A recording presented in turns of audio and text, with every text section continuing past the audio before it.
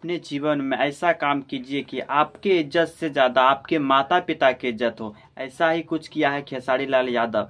आइए इस वीडियो में बने रहिए, हम पूरी कहानी बताऊंगा। इससे पहले हमारे चैनल को सब्सक्राइब नहीं किए हैं तो सब्सक्राइब जरूर कर ले। ये है कि कुछ दिन पहले खेसारी लाल यादव अपने फिल्म के शूटिंग पे होते हैं, वहीं पे उनके माता पिता अचानक से पहुंच जाते हैं। उनके माता पिता के पहुंचने के बाद वहां इस तरह तहलका मचता है जिसे देखकर सुनकर आप भी हैरान हो जाइएगा। स्क्रीन पे चलता होगा वीडियो, देखिए किस तरह वहां तहलका मच गए हैं।